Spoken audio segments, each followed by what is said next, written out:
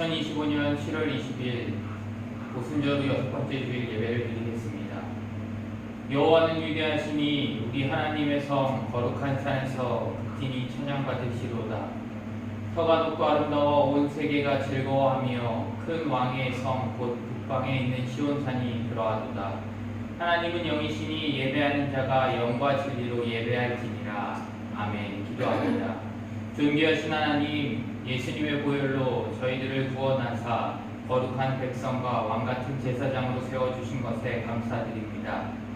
죄 많은 저희들에게 이처럼 존귀와 영화롭게 하신 것은 오직 하나님만 찬송하며 하나님께만 예배하라는 뜻인 줄 압니다.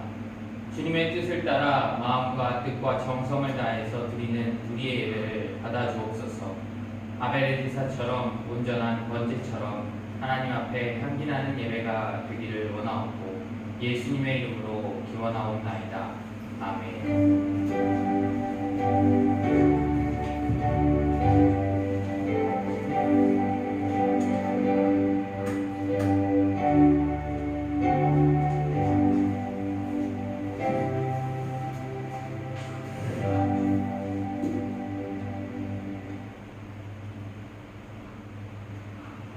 데모스 이대로 진행하시겠습니다.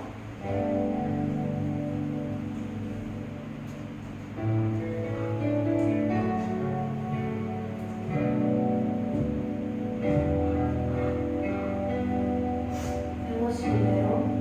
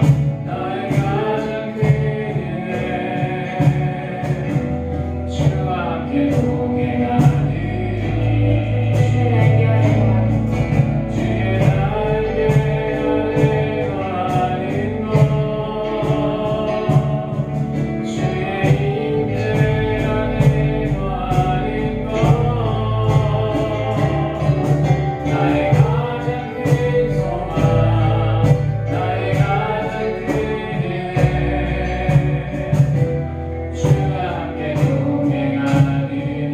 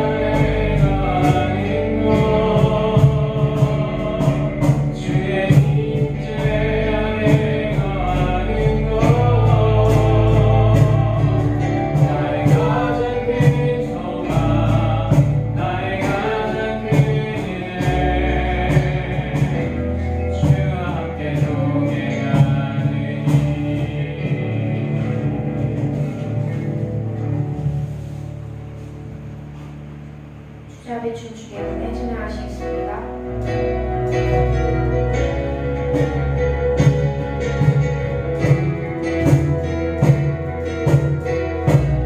춤추기 안에 자기 춤추게 하네 행복하게 찬양해 춤을 추며 자기 감사해 영광을 진행하네 땅에서 주동이며 주의 영광 소리쳐 찬양해 넘쳐흐르는 서하는 영혼 이제 주원해 우린 멈출 수 없어 우리는 춤추는 세대들 주그 시작이여 춤추리라 주의 자리로 주 영광 비치는 세대들이 놀라 주 영광을 지리라 주의 영광을 자기 춤추게 하네 행복하게 찬양해 춤을 추며 자기 감사해 영광 외치게 하네 땅에서 주동이며 주의 영광 소리쳐 찬양해 넘쳐흐르는 서하는 영혼 이제 주원해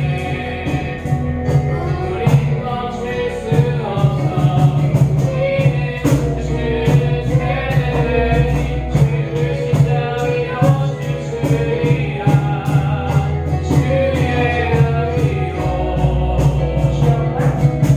영광 비치는 세대들이 놀라 주 영광 외치리라 주의 영광을 춤추는 세대들이 주그 시작이여 춤추리라 주의 자리로 주 영광 비치는 세대들이 놀라운 주 영광 외치리라 주의 영광을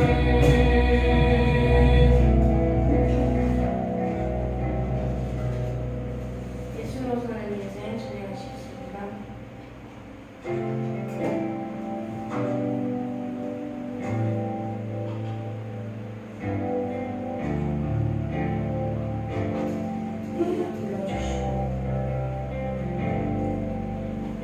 이름 불러주시고 내 삶의 주인 되시는 내 맘의 노래 되시는 그는 크신 나의 예수님 삶의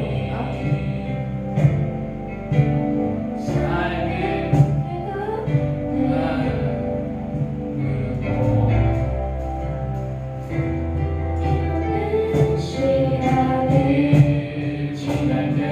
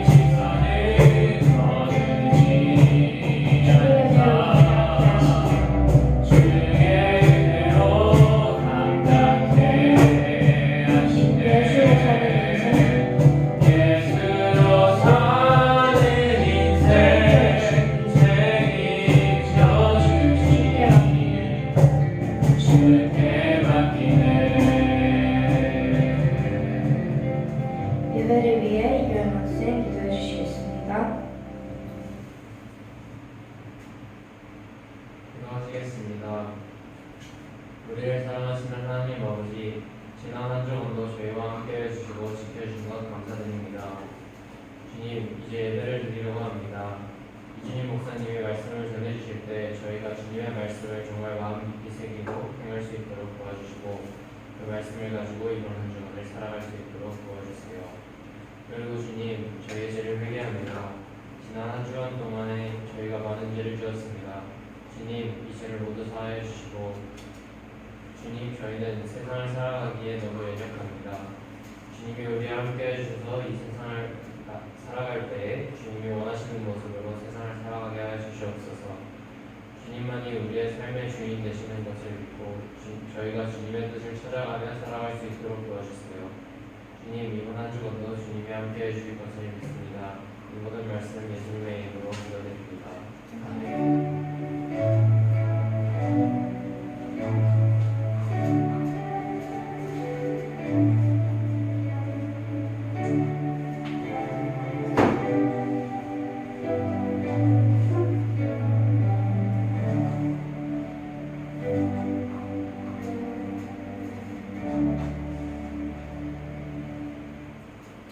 오늘 우리에게 주신 하나님의 말씀은 사도행전 12장 20절에서 25절의 말씀입니다. 사도행전 12장 20절에서 25절의 말씀을 한 절씩 교독하도록 하겠습니다. 기록된 하나님의 말씀입니다. 헤롯이 두로와 시돈 사람들을 대단히 노여워하니 그들의 지방이 왕국에서 나는 양식을 먹는 까닭에 한 마음으로 그에게 나아와 왕의 침소 맡은 신하 블라스도를 설득하여 화목하기를 청한지라. 헤롯이 나를 택하여 왕복을 입고 단상에 앉아 백성에게 연설하니 백성들이 크게 부르되 이것은 신의 소리요 사람의 소리가 아니라 하거늘. 헤롯이 영광을 하나님께로 돌리지 아니하므로 주의 사자가 고치니 벌레에게 먹혀 죽느니라. 하나님의 말씀은 흥황하여 더하더라. 바나바와 사울이 구조하는 일을 마치고 마가라 아닌 요한을 데리고 예루살렘에서 돌아옵니다. 아멘. 기도합니다. 사랑의 하나님 아버지 감사합니다. 거룩한 주일 주님께 나와 예배하게 하시고 온전히 영광 돌리게 하신 너무나도 감사합니다. 주님, 이 시간 주님께서 말씀하여 주셔서 우리가 그 말씀을 온전히 듣고 순종하며 깨달아 살아가는 우리들의 삶이 되어지게 하나님 도하여 주시옵소서. 이 시간 온전히 주님께 맡겨드립니다. 주님, 역사하여 주시고 우리의 마음을 열어주셔서 밝히 깨달아가는 시간들 되어지게 하나님 도하여 주시옵소서. 모든 것 주님께 맡겨드리며 우리를 구원하신 예수 그리스도의 이름으로 간절히 기도합니다. 아멘. 우리는 사도행전 12장에서 등장하는 헤롯이 어떤 이름이죠? 아그리파 1세의 사악함과 교만함으로 교회가 핍박받고 어려움에 처했던 상황들을 보았습니다. 2주간 보았죠. 야고보를 죽이고 베드로까지 죽이려고 잡아가다가 하나님께서 베드로를 옥에서 구출하셨음을 또한 보았습니다. 아무리 사람이 철저한 계획을 세우더라도 하나님께서 보시기에 잘못된 것이라면 그 계획이 수포로 돌아가는 것 또한 우리는 보았습니다. 베드로는 예루살렘 교회 성도들에게 하나님의 은혜로 옥에서 나오게 된 일을 자세하게 전하고 예루살렘을 떠났습니다. 그리고 헤롯은 베드로가 옥에서 사라진 것을 듣고 예루살렘을 샅샅이 뒤졌지만 베드로를 찾을 수 없었고 베드로를 지키던 파수꾼들을 신문하고 죽이기까지 하였습니다.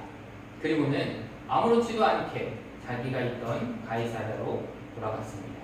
그의 교만함은 오늘 말씀에서 절정에 다다릅니다. 그로 인해 하나님께서는 그를 심판하게 됩니다. 20절에 헤롯이 두로와 시돈 사람들을 대단히 노여워하니 그들의 지방이 왕국에서 나는 양식을 먹는 까닭에 한 마음으로 그에게 나와 왕의 침소 맡은 신하 블라스도를 설득하여 화목하기를 청한지라 라고 말씀합니다. 두로와 시돈은 이방 땅 수리아에 속한 해안 도시입니다. 수리아가 어디일까요? 현재 어디 나라일까요? 수리아는 현재 레바논입니다. 레바논인데 실은 예루살렘이 있고 그 위에 뭐가 있죠? 예루살렘 위에 사마리아, 그리고 그 위에 예수님의 제자들이 살던 갈릴리 이방이 있어요. 그리고 해안가로는 이렇게 따라서 해안가에 해안역이 있으면 지금 갈릴리 지방, 사마리아, 그리고 유대 이렇게 있는데 그 사이를 이렇게 해서 해안가를 이렇게 차지하고 있던 데가 바로 수리아입니다. 그 수리아가 이런 모양으로 되어 있었어요. 그러니까 해안가를 가지고 갈릴리 몇 가지에서 이렇게 갖고 있었는데, 그러다 보니 두루와 시도는 그 수리아의 해안 지방에 해안 도시로 있었던 겁니다. 그런데 당시 두루와 시도는 로마의 직할 정부이긴 했지만 헤롯의 관할 지역은 아니었습니다. 헤롯이 관할했던 지역은 어디였을까요? 바로 유대와 사마리아와 갈릴리까지가 헤롯이 지배하던 곳이었습니다. 그런데 헤롯이 두루와 시돈 사람들을 대단히 노여워했다라고 말씀합니다. 노여워한 이유에 대해서는 성경에 어떠한 기록도 찾아볼 수가 없지만 상호간의 무역으로 둘러싼 분쟁이 일어난 것으로 봅니다. 두루와 시돈은 어떤 도시라고 했죠? 어디에 위치해 있다고요? 수리아인데 어느 쪽에 위치해 있다고요? 해안가에. 그러다 보니까 항구 도시라 주로 무역을 많이 했지 농사를 짓거나 하지는 않았습니다. 두루와 시돈 지방은 헤롯이 다스리는 팔레스타인에서 나는 양식을 먹었습니다. 헤롯을 통해 식량 문제를 해결해 왔던 것인데요. 그런데 헤롯이 이들 도시 사람들을 어떻게 했다고요? 노여워했다라고 했죠. 그 괘씸을 여겨서 식량을 주지 않았던 것 같습니다. 그렇게 되니 두 도시가 어떻게 했다고요? 한 마음이 되어 어떻게 해요?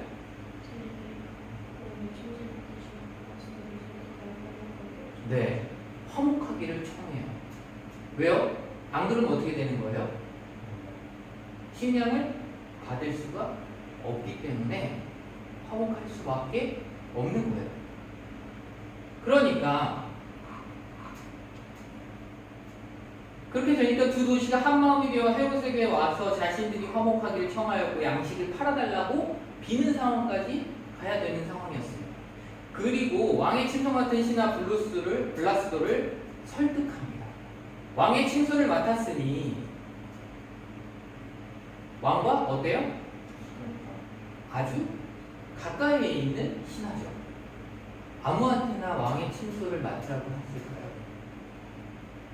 아무에게 맡겼다가 혹시나 무슨 일이 벌어질지 모르기 때문에 자기가 가장 믿는 사람들을 가까이에 뒀을 거예요. 그렇기 때문에 그 블라스도를 설득하게 됩니다.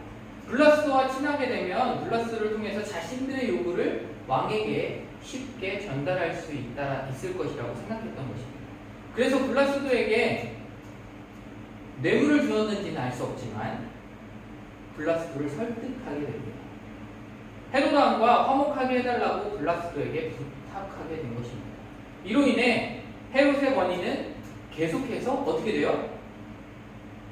자기가 다스리던 지역이 아님에도 불구하고 다른 지역의 사람들이 어떻게 해오는 상황이에요? 헤롯에게 부탁을 하는 상황이에요. 그러니까 헤롯은 점점 더 교만해지기 시작합니다. 권위는 점점 더 높아지게 되겠죠. 헤롯이 교회를 심하게 핍박하였고 사도 야고보를 죽였을 때 복음을 거절했던 유대인들이 좋아하는 것을 보고 급기야 베드로까지 죽여서 하나님 교회를 아예 어떻게 하려고 했어요? 없애려고 했어. 그랬다가 천사의 도움으로 그게 어떻게 돼요? 하나님께서 천사를 보내심으로 실패하게 되었죠. 지금 보니 먹을 양식을 가지고도 주변 지역들을 위협하는 것으로 보아 인간적으로 볼 때 헤롯의 힘이 어떠했다는 것을 알 수 있어요? 강했다는 것을 알 수 있습니다. 그러나 헤롯은 그로 인해 더욱 교만하게 되었고 하나님께서는 이런 헤롯의 행동을 모두 지켜보고 계셨습니다. 21절에 헤롯이 나를 택하여 왕복을 입고 단상에 앉아 백성에게 연설하니라고 말씀합니다. 헤롯이 날을 잡았습니다. 어떤 날을 잡았어요? 연설하려고. 누구에게? 백성. 여기 백성에게는요, 그 당시에 헤롯이 다스리고 있던, 관할하고 있던 지역들의 백성뿐만 아니라 누구요? 지금 수리아에 있던 어떤 지역? 두로와 시돈 지방에 있던 사람들까지도 오게끔 하는 날을 잡아서 모이게 했다는 것. 바로 블라스도의 말을 듣고 이들과 만난 날을 정하였고 그들이 모이게 하였던 거였습니다. 그 다음에 왕복을 입고라고 했는데 그 왕복이 어떠했냐면 그 당시에 요세푸스라는 역사학자의 기록을 보면 이때 헤롯이 입은 옷은 은으로 만들어지면 어때요? 은이 어떻죠? 반짝반짝거리겠죠. 은으로 만들어져서요 굉장히 아름다웠고 빛이 났더라고요. 그 옷을 입고 밖에 나가니 단상에 앉으니 뭐가 비쳐요? 햇빛이 비치게 되면 어떻게 돼요? 자연스럽게 빛이 나면서 그 빛이 어떻게 돼요? 반사돼요. 더욱더 빛나게 되는 거죠. 그 반사된 빛으로 인해 아무도 헤롯의 얼굴을 바라보지 못했다라고 기록합니다. 그런 모습으로 헤롯은 단상에 앉아 백성들에게 연설을 시작합니다. 그 연설을 듣던 백성들이 한 목소리가 되어 외치는데요. 22절 말씀을 같이 한번 읽어볼까요? 시작! 백성들이 크게 부르되 이것은 신의 소리요 사람의 소리가 아니라 하거늘. 아멘. 뭐라고 했다고요? 헤롯의 목소리를 신의 소리라고 했대요. 두로와 시돈에서 온 사람들과 그리고 유대에 있는 사마리아에 있는 백성들이 헤롯의 연설을 듣고는 큰 소리로 이것은 신의 소리요 라고 사람의 소리가 아니라고 외쳤다라는 거예요. 다시 말하면 위대하신 헤롯 왕이여 당신은 살아있는 신이십니다 라는 것처럼 그 뜻처럼 들려진 겁니다. 이 말을 들은 헤롯은 어땠을까요? 어땠을 것 같아요?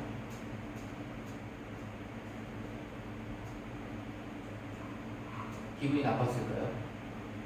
아니요. 상당히 기분이 좋았을 겁니다. 기뻤고 더욱더 어떻게 돼요 그러면?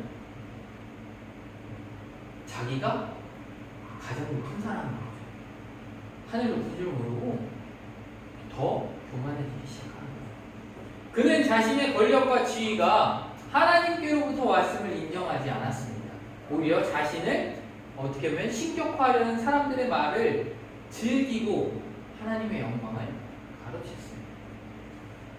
우리는 칭찬받을 때에 주의해야 합니다.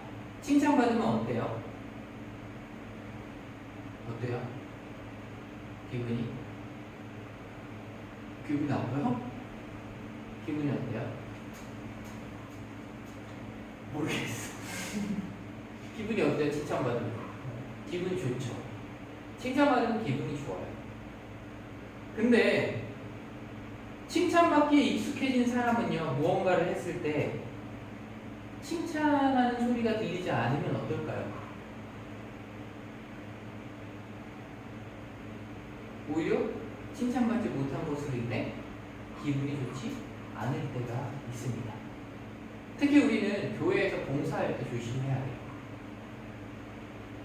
목사님도 마찬가지고, 실은 많은 봉사를 하는 사람들, 수고했습니다, 아니면 찬양 인도를 하는 사람한테, 아니면 찬양팀에 서 있는 사람한테 오늘 은혜 받았어요, 아니면 목사님의 말씀 듣고 오늘 은혜 받았습니다 라고 하는 이 소리들이 어떻게 들리세요? 찬양 인도를 하고 난 다음에 은혜 받았습니다, 오늘 너무 좋았습니다, 그러면 어떨까요? 기분이 좋겠죠. 처음에는 감사합니다라고 그냥 아무렇지 않게 대답할 수도 있어요.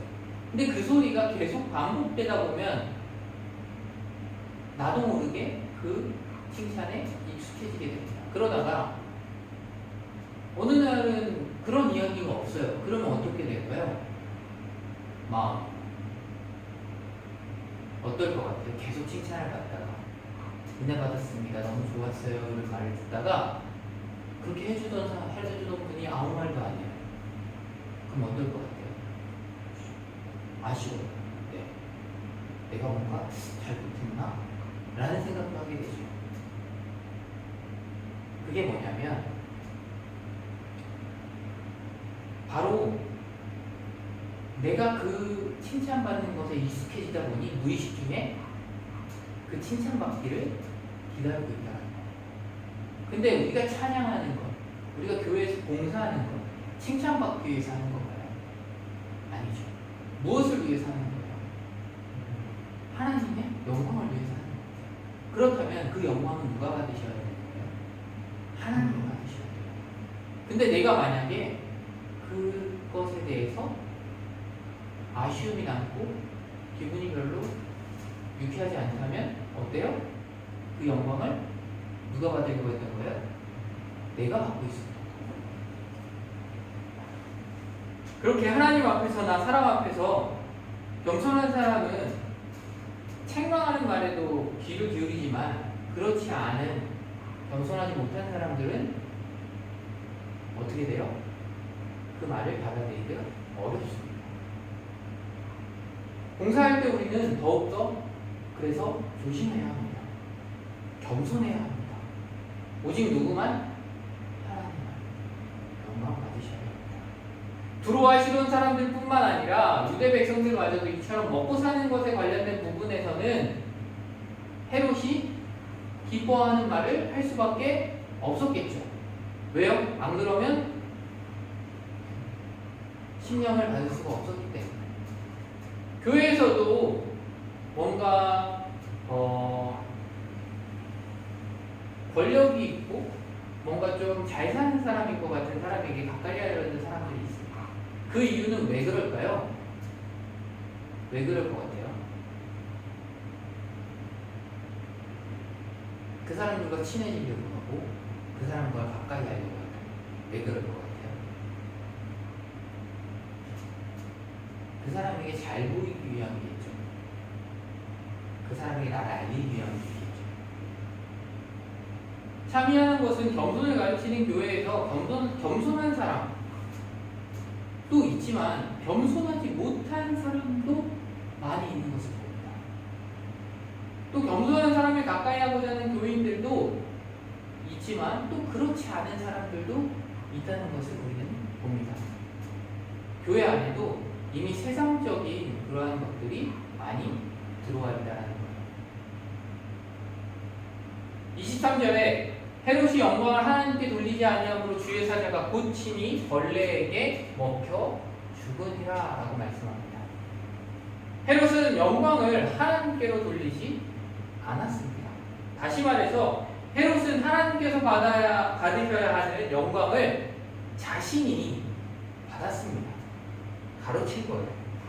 헤롯처럼 지금도 이러한 모습들을 볼 수 있습니다. 그러한 사람들이 있는 것을 볼 수 있습니다.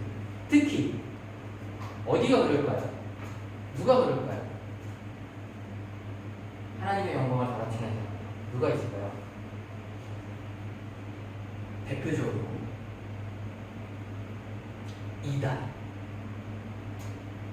이단들이 있습니다. 이단의 누구? 바로 교주. 이단의 교주가 하나님의 영광을 가로채는 자신이 누구라고 하면서 하나님이라고. 아니 자기가 보혜사라고, 자기가 구원자라고 얘기하면서 하나님인 것처럼 행동합니다. 그리고 수많은 사람들이 그를 추종하고 따릅니다. 이단뿐만 아니라 일반 교회에서도 목사님을 너무 좋아하는 나머지 그 목사님을 신격화한다면 그게 올바른 걸까요? 아니죠. 네. 한국 교회는 그런 교회들이 있습니다. 대체적으로 광화문에 나와서 집회하는 누구? 네, 그런 분이 있어요. 자기가 하나님도 훌쩍 못하게 한다. 말이 되는 소리예요. 아니죠. 우리는 그러한 것들을 봤을 때 조심해야 할 부분들이 분명히 있습니다. 성도들은 오직 누구에게만 영광을 돌려야 돼요? 하나님께만 영광을 돌려야 돼요. 목회자 또한, 목사님들 또한 누구에게 영광을 돌려야 돼요?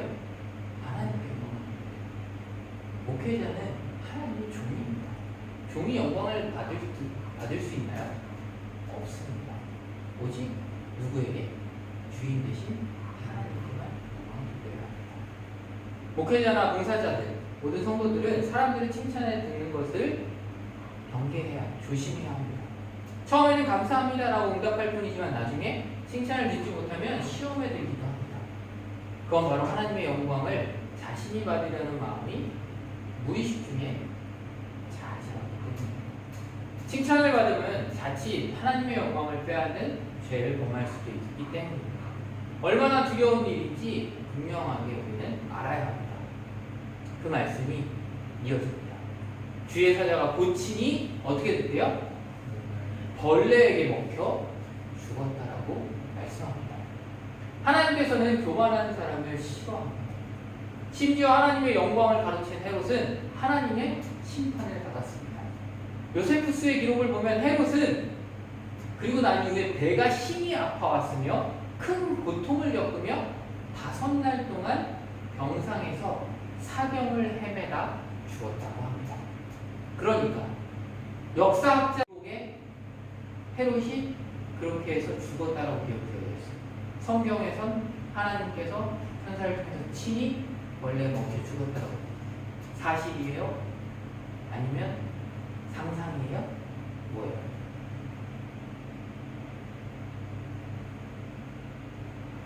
뭐예요? 사실입니다. 역사학자 또한 역사학자는 뭐예요? 있던 사실을 기록하는 사람입니다. 절대 권력자였던 헤롯은 하나님의 심판으로 벌레에 먹혀 죽었습니다.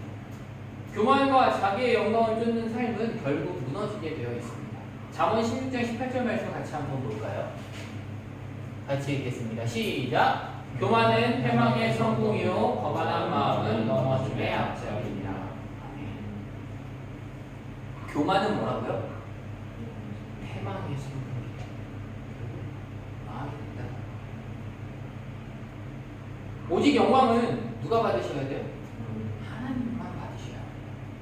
그리고 알아야 할 것이 세계적으로나 기독교 역사적으로 언제 하나님의 간섭하심이 많이 나타났느냐 하면 교만이 극도로 심하여 지도자들이 신뢰경 말 그대로 자기를 신격화했을 때에 많이 나타났습니다. 바벨탑이나 소돔성과 고모라성이 그러했고 하나님의 심판을 받아 결국에는 사라지게 되었죠. 그리고 현대에 이르기까지도 도시나 국가 전체가 무너지는 것이 대부분의 그러한 이유임을 알아야 합니다. 바벨론의 느부갓네살 왕도 교만이 극에 달하여 신처럼 행사하다가 하나님의 채찍을 맞아 7년간이나 소처럼 풀을 뜯어먹고 살았습니다. 헤롯은 하나님의 영광을 가로챘다가 하나님께서 천사를 통해 즉시 치게 하시니 벌레에게 먹혀 죽었습니다.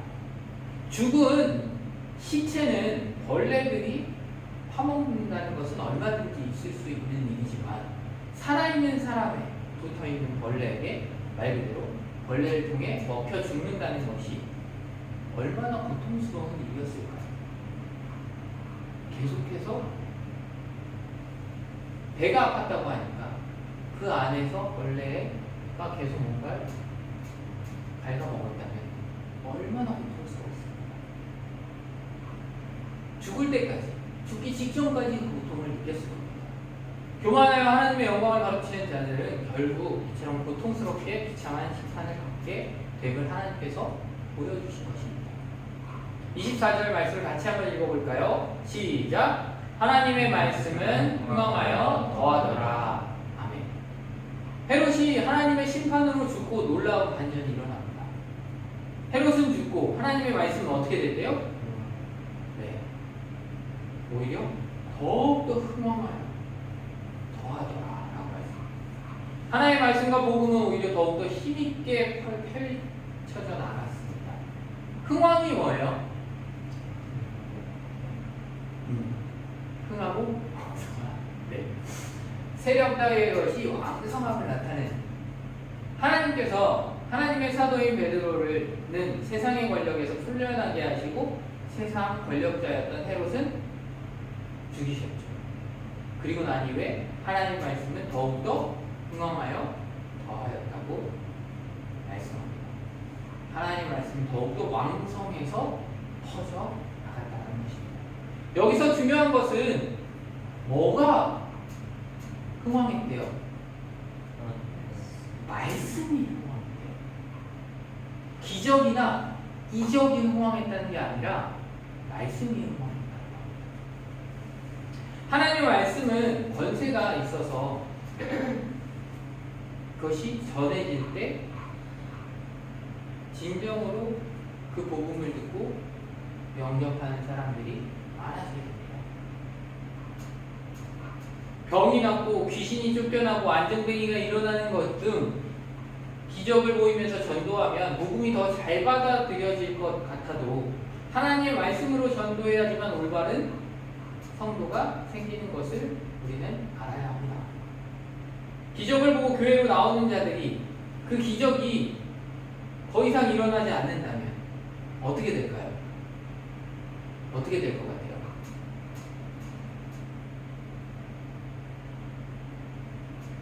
기적을 따라오는 사람이라고 하면 그 기적이 일어나지 않으면 어떻게 돼요? 떠날 수 있습니다. 믿음까지도 희미해져 버리고 사라질 수 있습니다.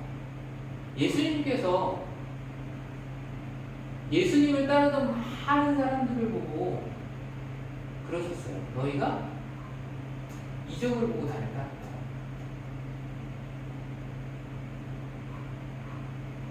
그리고 예수님께 이적을 보여달라고 얘기했을 때 예수님께서 뭐라고 하셨어요? 요나의 이적에는 보일 것이 없다라고 했어요. 그러니까 결국에는 말씀을 듣고 그 복음을 듣고 믿게 된 사람들은 그 말씀을 따라 살아가지만 그 믿음을 지켜나가지만 이적을 따라왔던 사람들은 기적을 따라왔던 사람들은 그것이 일어나지 않으면 어떻게 돼요? 떠날 수도 있고 믿음을 버릴 수도 있다는 것입니다. 그래서 오늘 말씀은 정확하게 하나님의 말씀은 흥왕하여 더하더라 라고 말씀하고 있습니다. 하나님의 말씀 즉 복음의 흥왕을 말하고 있는 것입니다. 말씀은 사라질 수 없는 하나님의 말씀입니다. 말씀으로 주님을 영접한 자들은 계속해서 그 말씀을 따라 주님만을 바라보게 됩니다. 근데 기적이나 이적은 왜 일어날까요? 왜 일어날까요?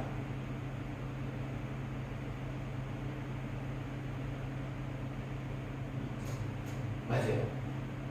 믿지 않는 사람들에게 많이 보여진다라고 그랬죠. 말씀 중에 분명히 들었을 겁니다. 근데 그것이 왜 일어나냐면 결국엔 하나님의 말씀, 즉 복음을 흥왕하게 하기 위해서 나타나는 겁니다. 그러니 즉 주체가 뭐가 되는 거예요? 네, 하나님의 말씀, 즉 복음이 주체가 되는 것입니다. 중요한 게 바로 하나님의 말씀, 복음이라는 거예요. 이적과 기적이 아니라.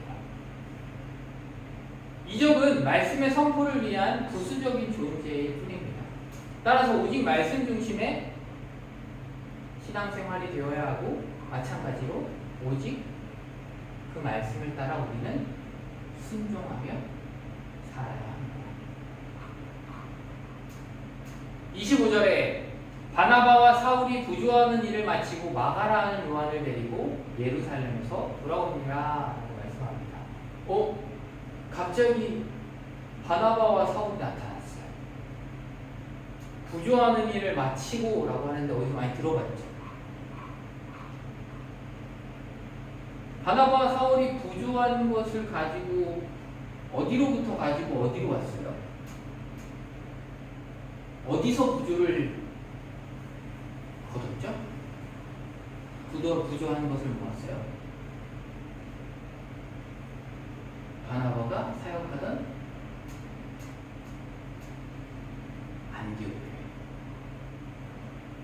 안디옥교회 성도들이 어떻게 된다는 것을 그때 당시에 왔던 선지자를 통해서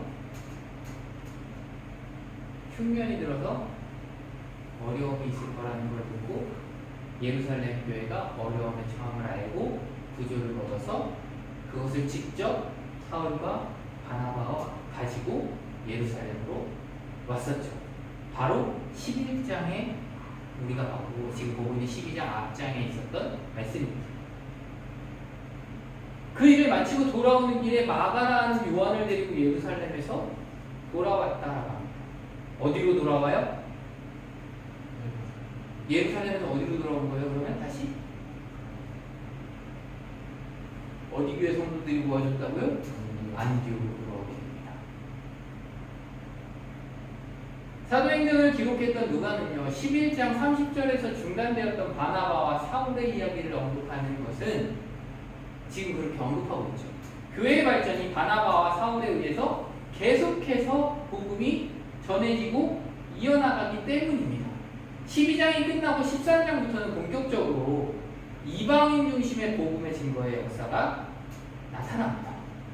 바나바와 사울은 이러한 이방인을 향한 본격적인 복음 증거 사역의 계시인 제1차 전도 여행의 주역이기 때문에 다시 한번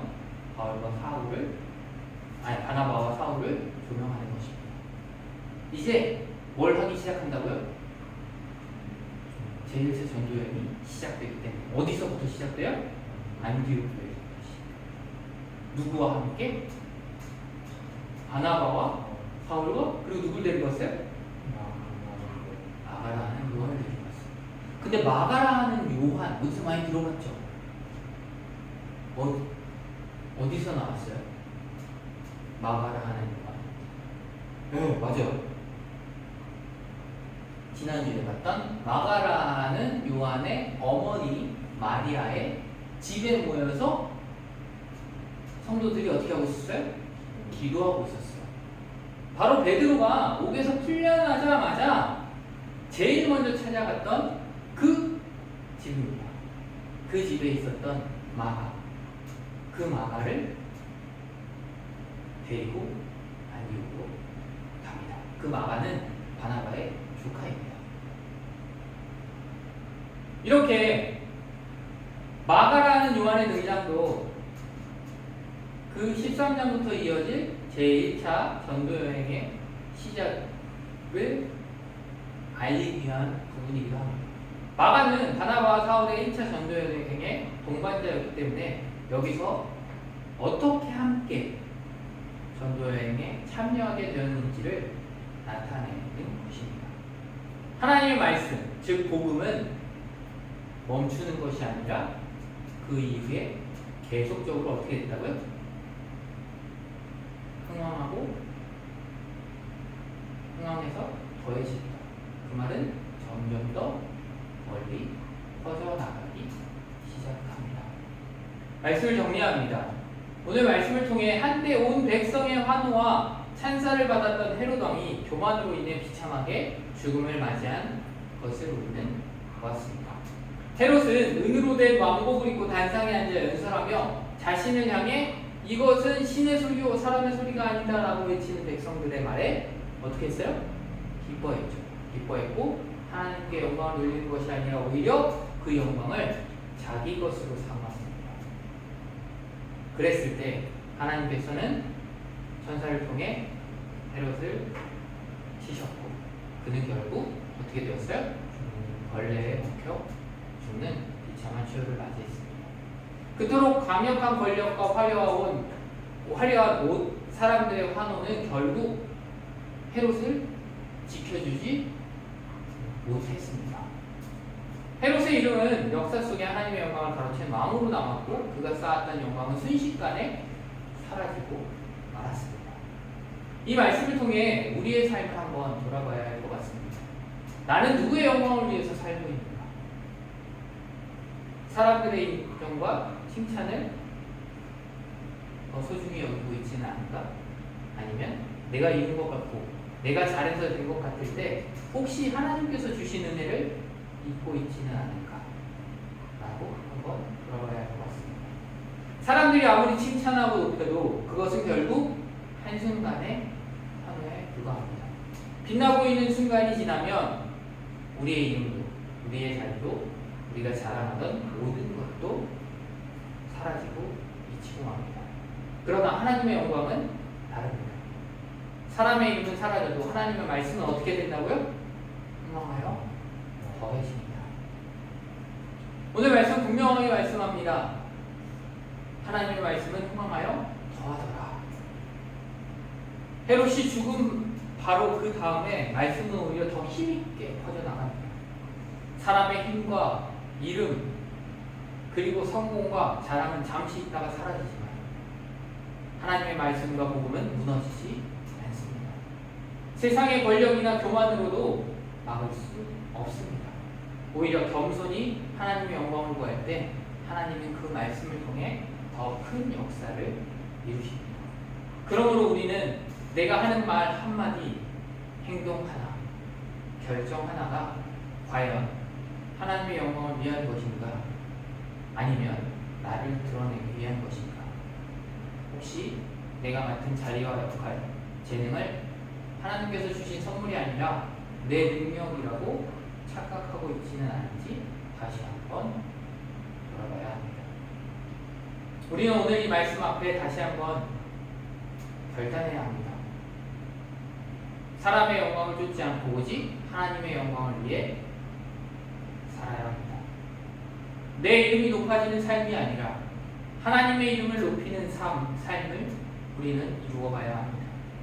그리고 우리를 통해 우리의 작은 섬김과 기도와 헌신을 통해 하나님의 말씀이 흥황하여 더하여지기를 간절히 기도해야 합니다. 사람의 영광은 사라지지만 하나님의 영광은 영원합니다. 사람의 이름은 잊혀지지만 하나님의 말씀은 세대를 넘어 살아서 역사합니다. 겸손히 하나님께 영광을 돌리는 인생을 삶을 이루어가기를, 그래서 하나님께서 우리를 통해 그 말씀을 더욱더 크게 퍼뜨리시고 영광 받으시기를 우리 모두가 그 자리에 동참되어지기를 간절히 축원합니다. 기도하겠습니다. 사랑의 하나님 아버지 감사합니다. 오늘도 말씀을 통해 우리의 마음을 깨우시고 예배의 자리에서 주님께 영광 돌리게 하시는 감사드립니다. 주님, 우리는 얼마나 자주 사람의 인정과 칭찬을 구하고 스스로를 높이고자 하는 마음에 사로잡힐 때가 많은지 모릅니다. 사람의 영광은 한순간에 사라지지만 하나님의 영광은 영원하고 하나님의 말씀은 평안하여 더해진다는 것을 오늘 말씀을 통해 우리는 깨닫습니다. 주님, 우리가 교만에 빠지지 않게 하시고 모든 것의 주인이 주님이심을 고백하며 살아가게 하여 주시옵소서. 우리의 말과 행동, 삶의 모든 순간마다 사람이 아닌 오직 하나님께만 영광을 돌리는 삶이 되게 하여 주시옵소서. 우리를 통해 하나님의 말씀이 살아 역사하시고 우리의 가정과 직장, 교회와 모든 삶의 자리에서 하나님의 이름만 높이게 하여 주시옵소서. 또한 우리의 연약함을 의지하지 않고 오직 주님의 은혜만 의지하며 살아가게 하여 주시옵소서. 겸손히 주님만 높이며 살아가길 원합니다. 우리의 삶을 통해 하나님의 영광이 드러나고 주님의 복음이 더욱더 퍼져나가기를 간절히 소망합니다. 모든 것 주님께 맡겨드리며 우리를 구원하신 예수 그리스도의 이름으로 간절히 기도합니다. 아멘. 다 함께 찬송가 34장을 찬양하겠습니다.